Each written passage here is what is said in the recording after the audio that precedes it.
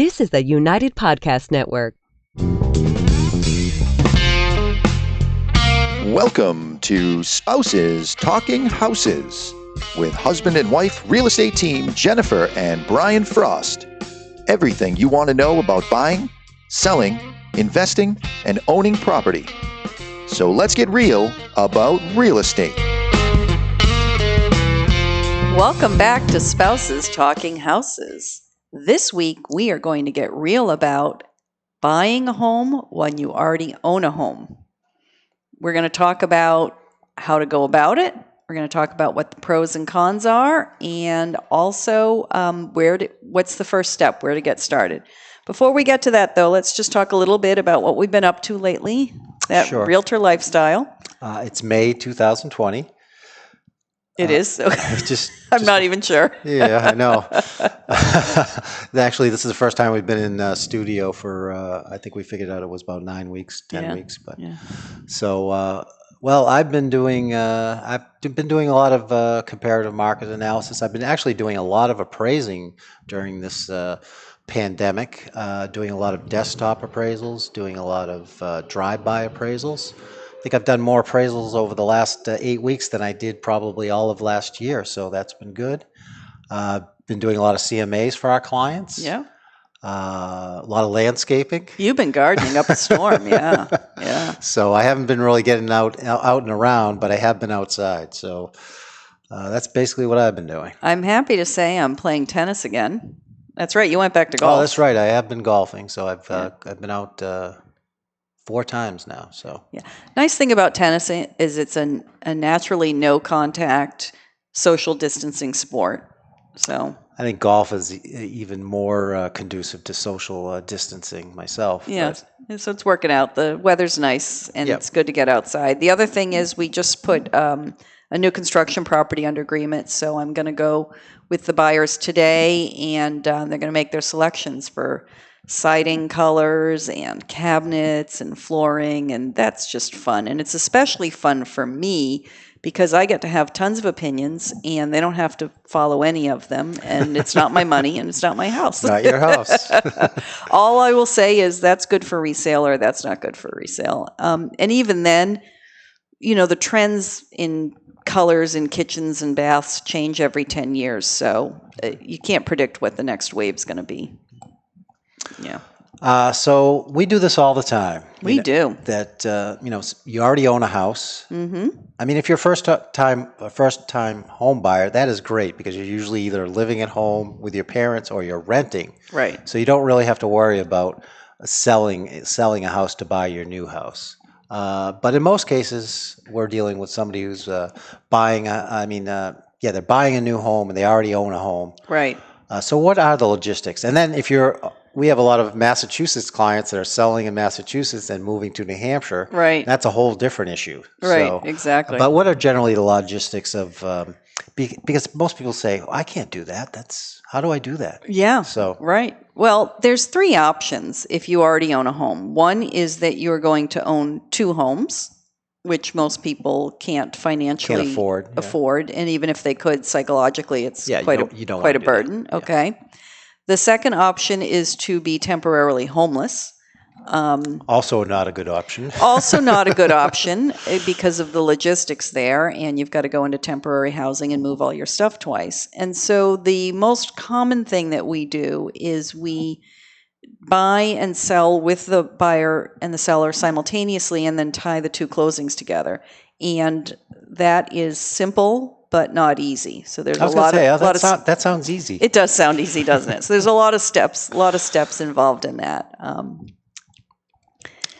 So what are the most common issues or So the first thing is that most people, if they're going to buy and they already own a home, they really need to have their house under contract before they make an offer on a new house. Wait, I want to find a house before I sell my house. Well, you should. It's the chicken and the egg thing. And how many years have we been talking about selling our house? Just on and off, probably for 5 years. And are we ready to put our house on the market today in anticipation that we're going to buy a house? No, but we're slowly getting there. Yeah. I think. Right. The pandemic's helping. I'm Right. doing a lot of home improvement, so.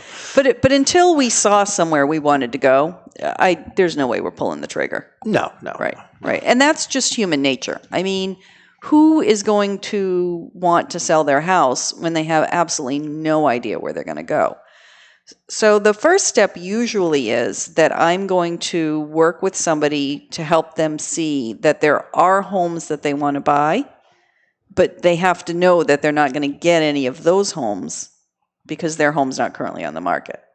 Yeah, and that's the market conditions that we have right now are insane, and that contributes to the urgency. Even when we're in a different type of market, that's still the case. Yeah.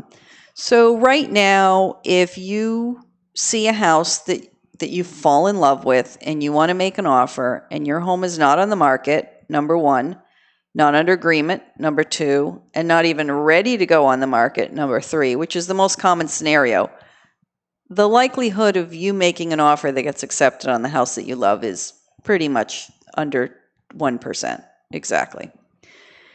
When we're in a different market, when there's an oversupply of homes, then what happens is, if you're in that scenario, the seller still does not really want to take a contingency of you selling your home because they're in a market where things are taking a long time to sell, so they think your home is going to take a long time to sell. And they're not in control of that situation. Right. So unless we're in kind of a sweet spot of a balanced market, a lot of times the seller is not taking contingencies.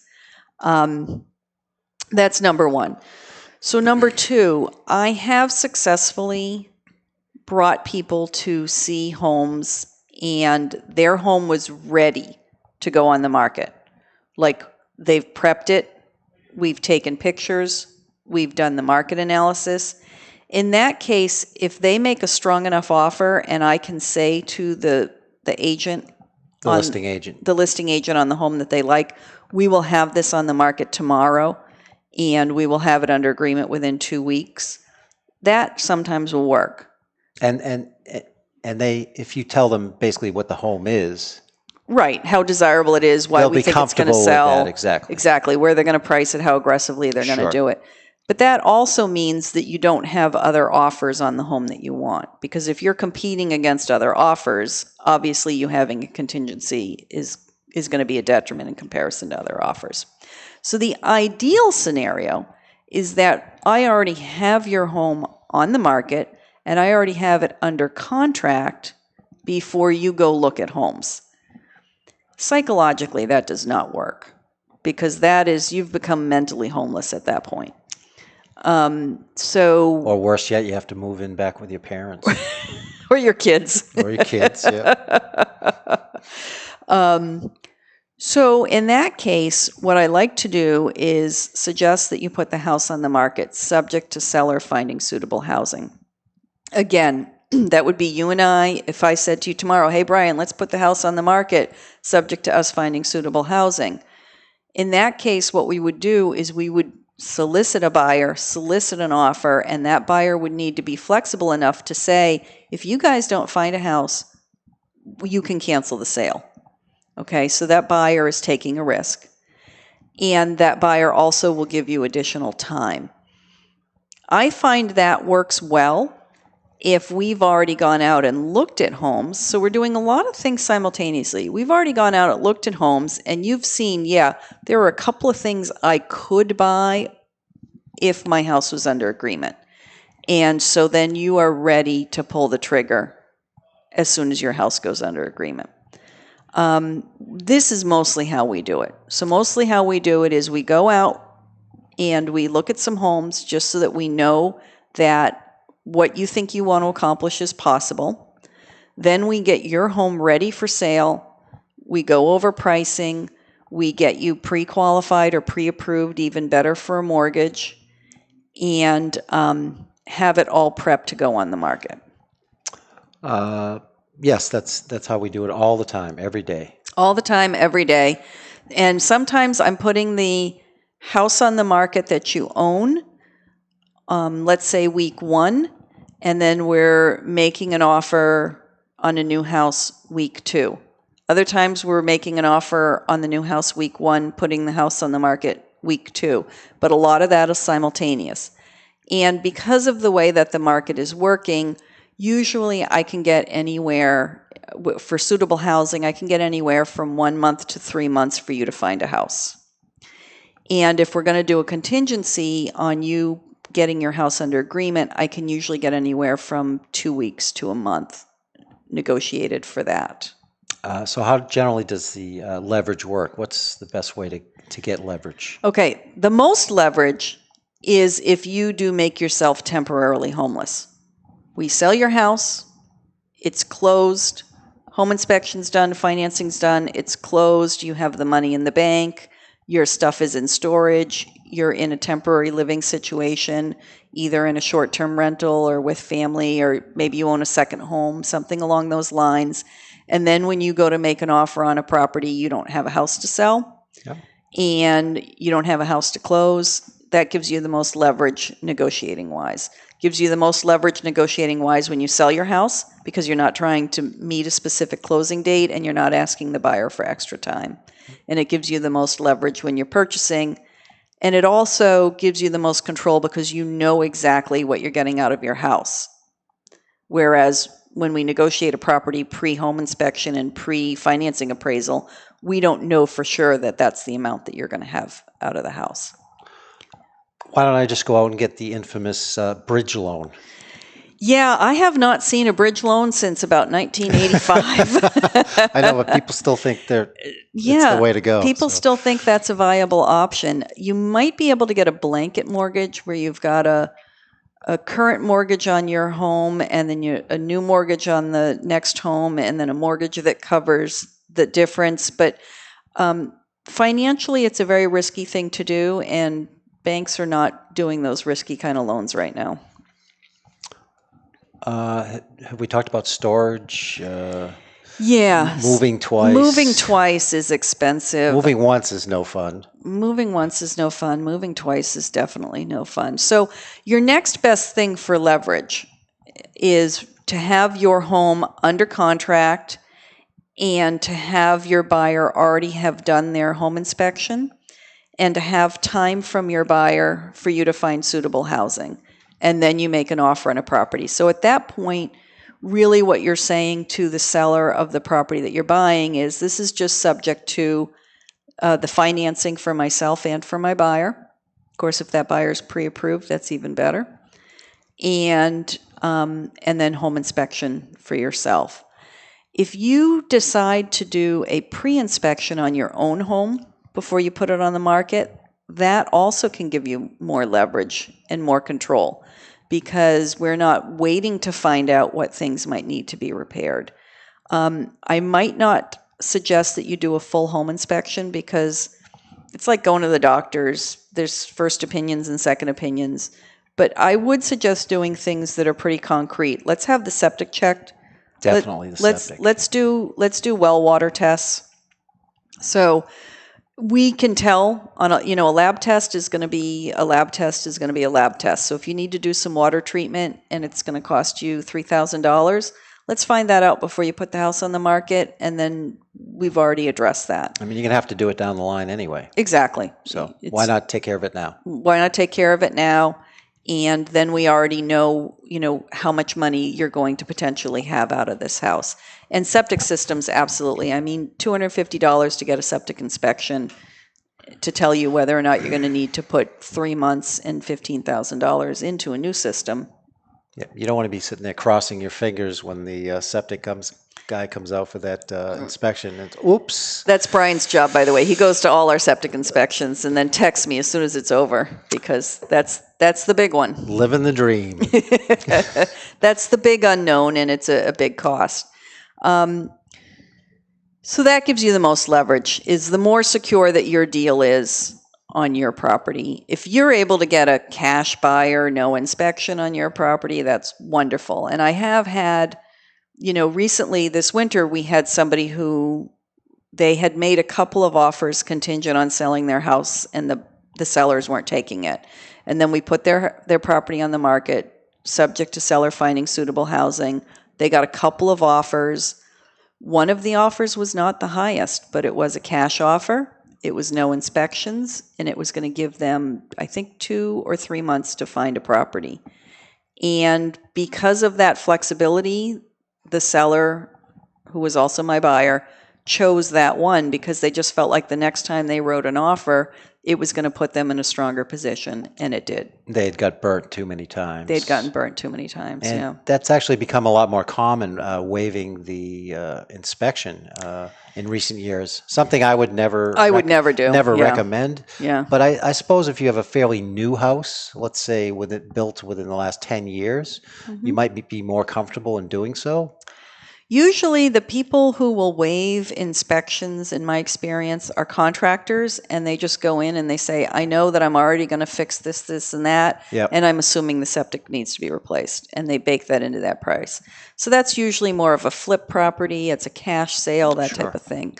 I've had 1 or 2 buyers do it for the home that they're going to occupy, and in each case, they just felt that one was a contractor and he knew he was going to do a lot. And they're still clients? And they're still clients, and he knew he was going to do a lot of rehab.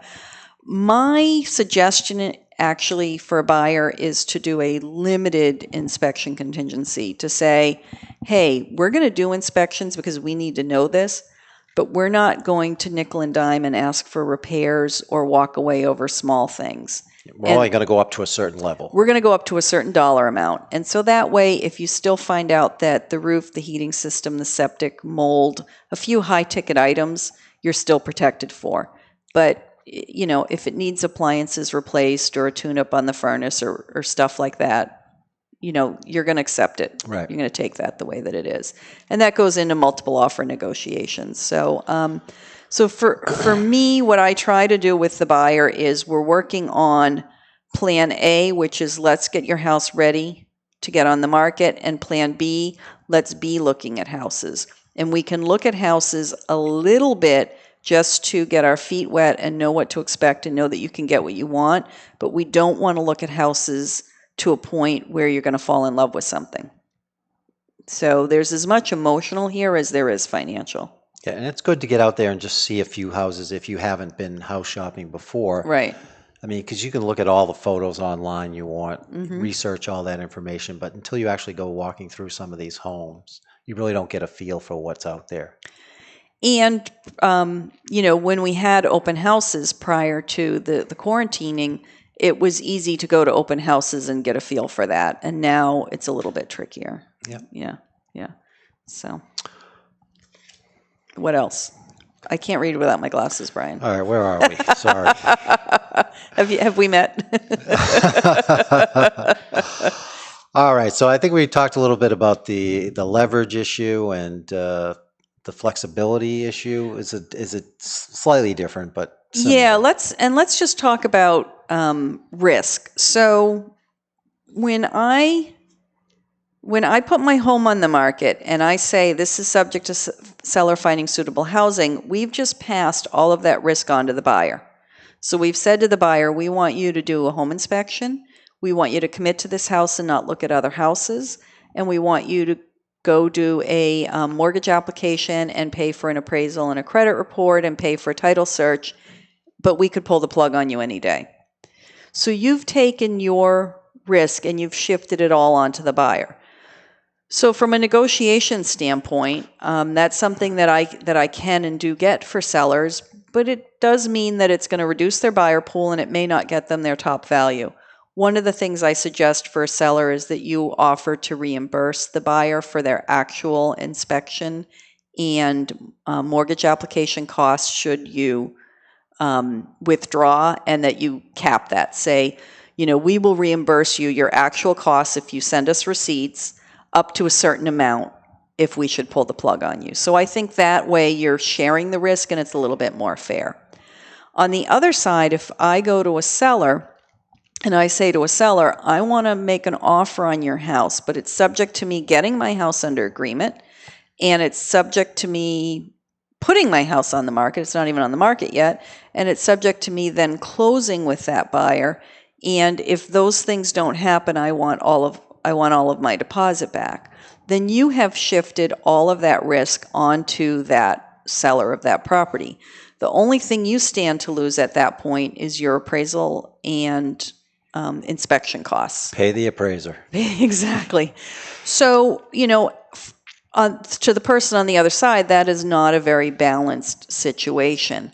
And it's really funny to me during negotiations, funny, not ha-ha, funny, strange, that someone will say, I want the seller of this property to take this offer contingent on me selling my house, and tell them it's no problem, I'm going to sell my house.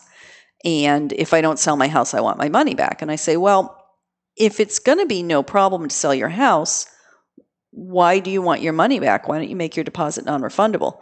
Well, what if my house doesn't sell? I'm like, that's exactly what you're asking the other person to do, is to eat it. So again, I like to really strategize a little bit with our clients about those types of contingencies. In general, the way the contingency is written up and the way that it's presented 99% of the time is, this is subject to me selling my house. It really needs to be structured a little bit more specifically than that. It needs to be structured, A, I'm going to get my house under agreement within a certain time frame. B, I'm going to close on my house. A lot of times, the closing of the two houses is tied together because we want you to move once. We want you to put your stuff on a truck on Wednesday. We want you to have your walkthroughs on Thursday, and we want you to close on Friday. So you are in a hotel and your stuff is on a truck for about 24 to 48 hours. A lot of times we squeeze that down to 12, but the stress increases the more we squeeze that down. So if that is the situation, then, the first contingency is I need to get my house under agreement. And at that point, if I don't get my house under agreement, deal is canceled, my deposit comes back, the seller can go back on the market. That's not a lot of risk on either part because it's just a couple of weeks or a month. When we get down to the day of closing and everybody's stuff is on a truck, and the first closing doesn't happen and the second closing doesn't happen, your seller of the house you're buying might not want to absorb 100% of that risk and be able to refund your entire deposit. So I think it's fair at a certain point to say, after we have all of our contingencies met on both deals, part of the deposit becomes non-refundable. So that is the type of thing that your agent and the two parties can negotiate and can strategize on. All right, let's say the deal did go bad. Right. I want my deposit back. Right. Give it to me now. Give it to me now.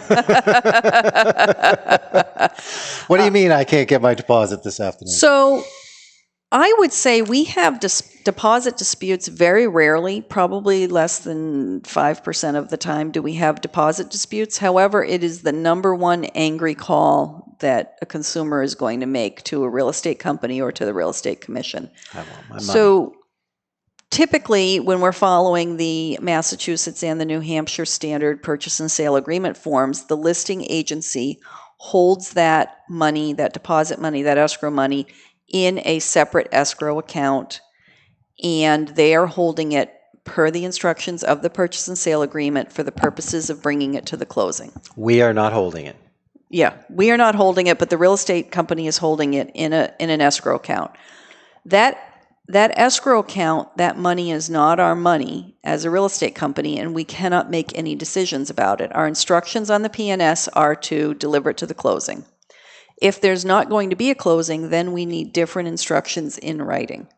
And so typically what that is a release of the contract signed by both the buyer and the seller, and has instructions to the escrow agent that says, you are going to return the deposit to the buyer, you are going to return the deposit to the seller, you are going to do a portion to each, whatever.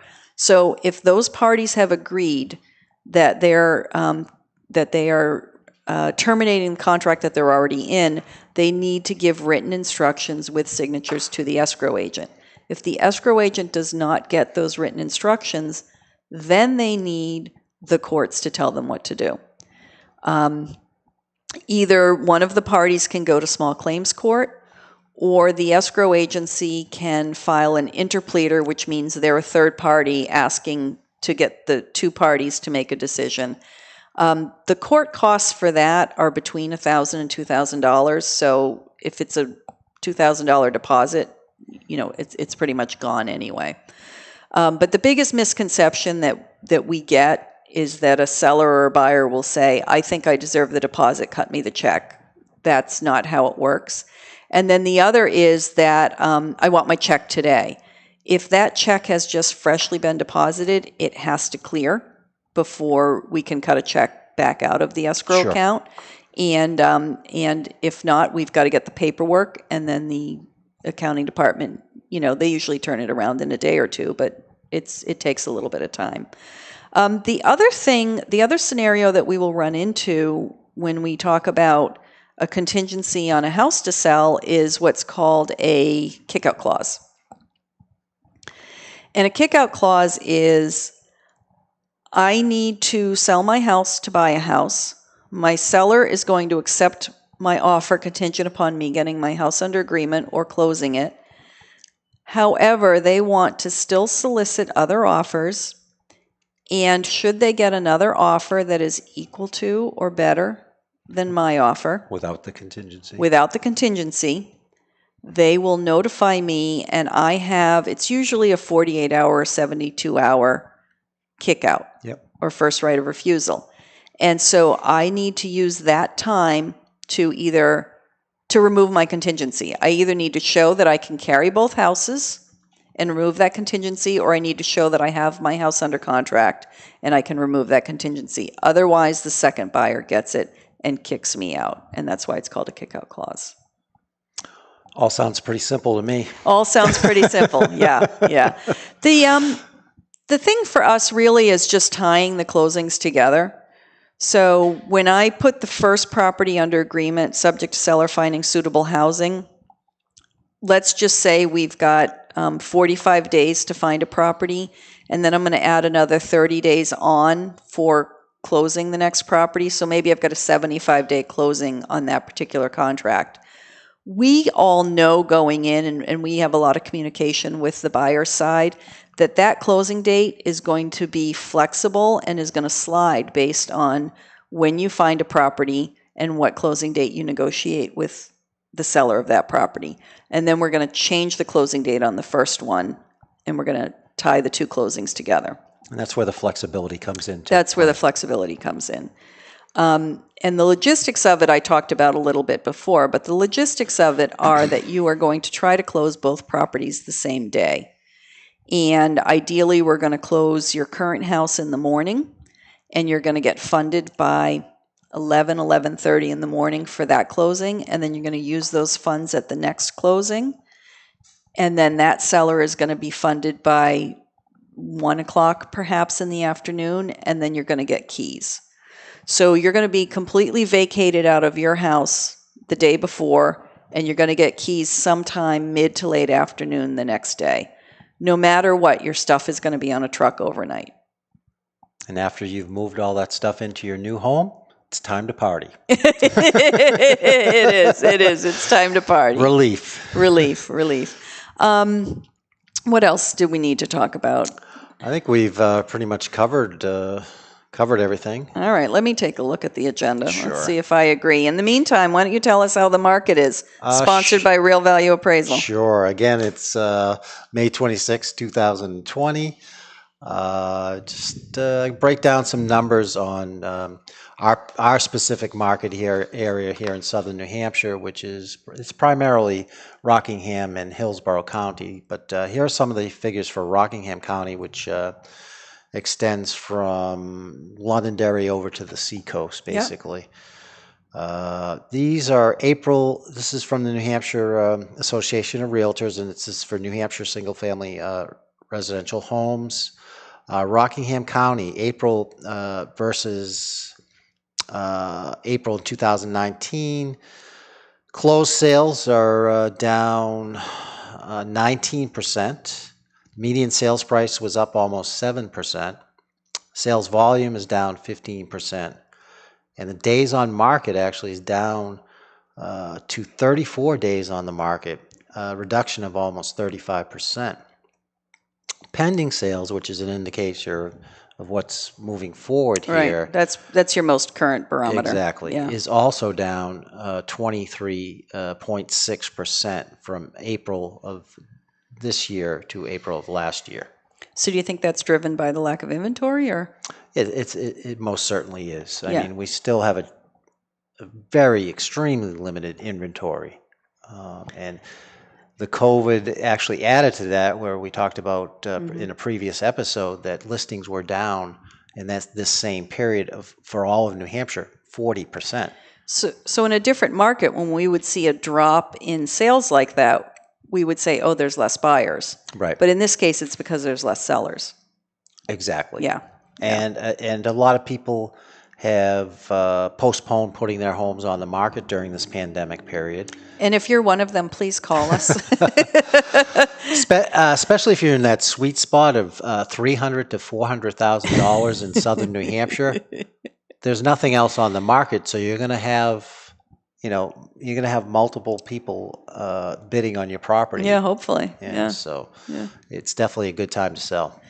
Okay, great. So I did think of just a few things to cap this. Sure. One is domino closings.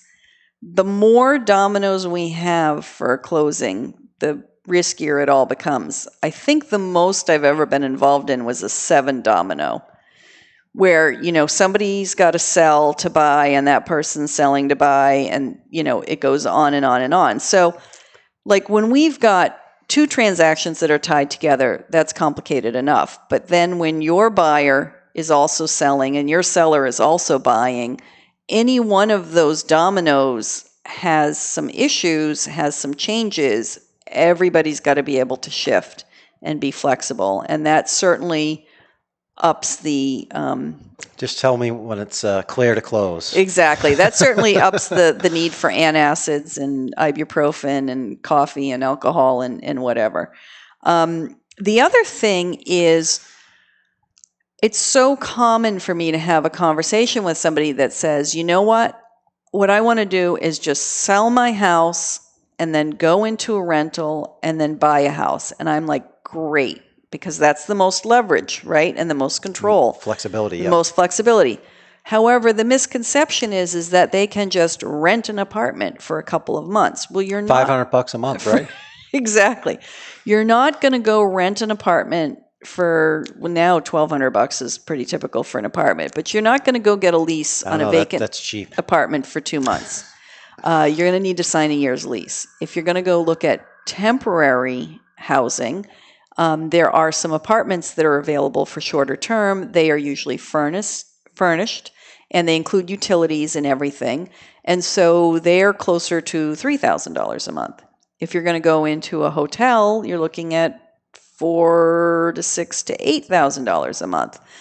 Quite expensive, yeah. It's not cheap. Airbnb might be a good option. Also, it's great if you could do a seasonal, if it's the summertime and you want to get something on the lake, so you can have a little bit of a family getaway during that time. Or if it's off season, you could do the same, and you could Sounds nice. Exactly. You could get some good numbers on that. But all I will say is that if you think you're going to go into temporary housing, let's scout that out and scout out the prices in advance. What about movers? So movers will charge you if you don't get your stuff off the truck within a day or 2. And if it goes beyond 2 days, they usually will not let it stay on a truck. They are going to put it into storage in one of their facilities. Which they're going to charge you for it. Which means you're paying them to load the truck, then you're paying them to unload it into their storage, then you're paying them for storage, and then you're paying them to load it back on the truck, and then load it out into your house. How much do I have to pay them to break my stuff? And I was going to say, every time they touch it is more likelihood of breakage. So if you... But seriously, we do know some good movers that we can recommend. We absolutely do. We recommend you get the insurance. We need to have an episode about movers, as a matter of fact. So these are all some things to think about when it comes to tying it together.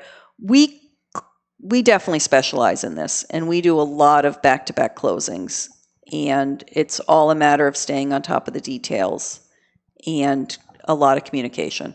Yep. That's really the key to it. Which are That's her job all the way, so.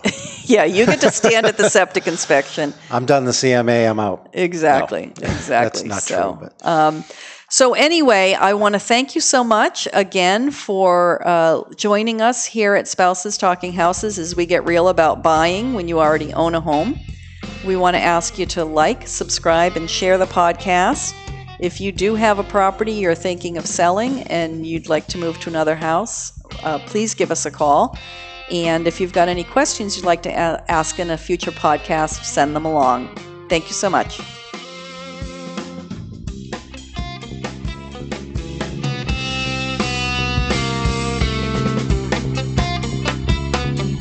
Music courtesy of the Eric Lindbergh Trio. Please visit his website at www.ericlindberghworld.com. Jennifer and Brian are licensed to practice real estate in New Hampshire and Massachusetts.